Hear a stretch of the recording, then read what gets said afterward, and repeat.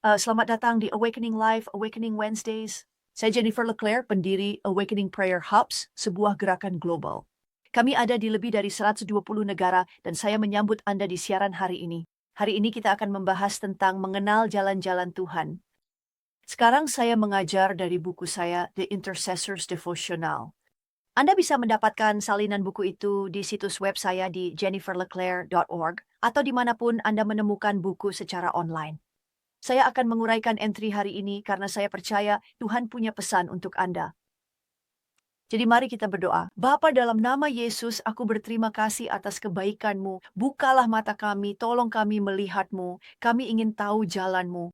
Kami ingin memahami jalan-jalan-Mu. Jadi tolonglah kami, Tuhan, hari ini untuk sungguh-sungguh mendekat agar kami dapat mengenal siapa Engkau melalui firman-Mu dan melalui pengalaman bersama Roh-Mu.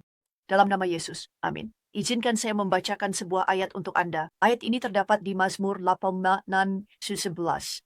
Mazmur 86:11, dan di situ tertulis, "Ajarkanlah kepadaku jalan-Mu, ya Tuhan. Aku hendak hidup menurut kebenaran-Mu. Satukanlah hatiku untuk takut akan nama-Mu."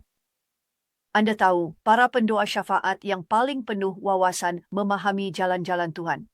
Mengetahui tentang Tuhan dari kejauhan itu satu hal.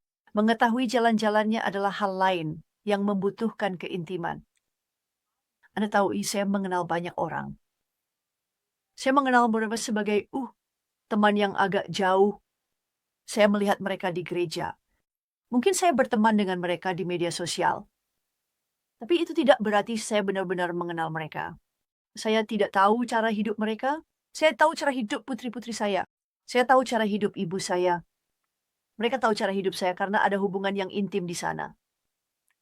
Ini bukan tentang mengetahui jalan-jalannya hanya di kepala. Ini tentang mengenal jalan-jalannya di dalam hati kita. Dan itu membutuhkan pengalaman langsung dengan rohnya. Kamu tidak bisa hanya mempelajari siapa Tuhan itu. Tanpa pengalaman yang menyertainya, itu bisa menjadi sangat kering. Saudara tahu, kitab suci mengatakan bahwa firman membunuh tetapi roh memberi hidup. Jadi firman Tuhan memperbarui pikiran kita. Tetapi ketika kita hanya memiliki pengetahuan di kepala tanpa pengetahuan di hati, kita kehilangan bagian besar dari hubungan kita dengan Tuhan. Sekali lagi, tidak cukup hanya mengetahui tentang Dia. Kita perlu benar-benar mengenal Dia. Mengenal Dia. Tuhan ingin kita mengenal jalan-jalannya. Dia ingin kita mengenal caranya memandang segala sesuatu. Kamu tahu, ketika kita memiliki sudut pandangnya, hidup jadi jauh lebih mudah. Ketika kita memiliki sudut pandangnya terhadap masalah kita, peperangan rohani kita, atau ujian yang kita hadapi, hidup jadi jauh lebih mudah. Lebih mudah untuk mempercayai firman ketika kita meluangkan waktu bersama rohnya. Ketika kita mengenal jalan-jalannya, kita memahami bagaimana dia melakukan segala sesuatu. Misalnya kita tahu bahwa dia tidak pernah terlambat, tetapi kadang-kadang seolah-olah dia menunggu sampai detik terakhir untuk memberikan terobosan. Jadi Tuhan ingin kita benar-benar akrab dengan apa yang menggerakkan hatinya. Dia ingin kita tahu apa yang dia sukai. Dia ingin kita tahu apa yang tidak dia sukai. Amin.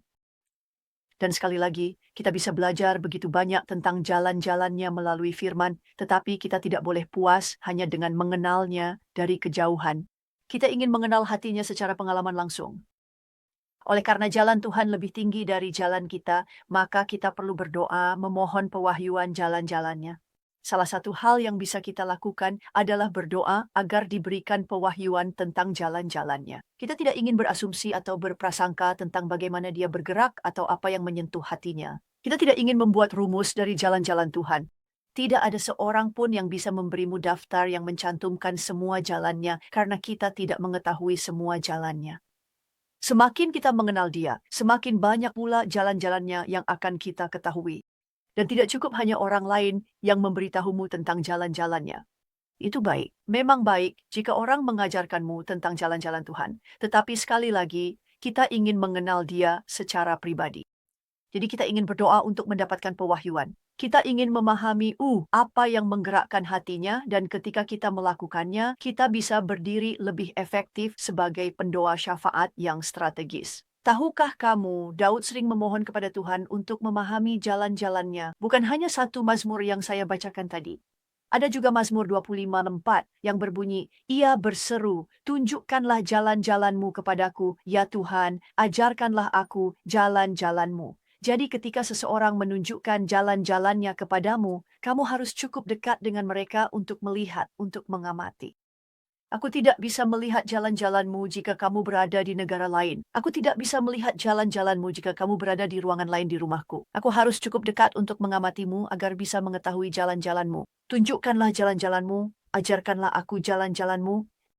Dan sekali lagi, dalam Mazmur 27:11, Daud memohon, ajarkanlah aku jalanmu ya Tuhan, dan tuntunlah aku di jalan yang rata karena musuh-musuhku. Aku suka itu. Lihat ketika kita mengetahui jalan Tuhan, jalan yang Dia ingin kita tempuh. Lihat, ketika kita mengenal Dia, kita akan tahu bagaimana harus berjalan. Ketika kita mengenal Dia, kita akan mampu berjalan dalam roh. Kita akan ingin berjalan dalam roh. Kita tidak akan ingin berjalan dalam daging. Kita akan ingin berjalan di jalannya, di jalan sempitnya yang menuju kepada kehidupan. Tertulis, ajarkanlah aku jalanmu ya Tuhan, dan tuntunlah aku di jalan yang rata. Kenapa? Karena musuh-musuhku. Kamu punya musuh. Musuh jiwamu membencimu dan dia tidak ingin kamu mengenal Allah secara intim karena ketika kamu melakukannya, kamu akan mendapat pewahyuan tentang hadiratnya yang selalu menyertaimu. Dia bersama kita, dia penolong kita. Pergilah, musuh tidak ingin kamu mengetahui hal itu. Mari kita lihat Musa. Musa sang pendoa syafaat sejati. Dia berseru dalam Keluaran 33:13. Dia berkata, sekarang oleh karena itu aku mohon, jika aku telah mendapat kasih karunia di hadapanmu, tunjukkanlah sekarang jalanmu kepadaku, supaya aku mengenal engkau, dan aku mendapat kasih karunia di hadapanmu. Lihat, mengakses perkenanan Allah itu berkaitan dengan mengenal jalan-jalannya. Kamu tahu Allah menyebut Abraham sebagai sahabat. Allah menyebut Daud sebagai sahabat. Jadi, seorang teman tahu jalanmu.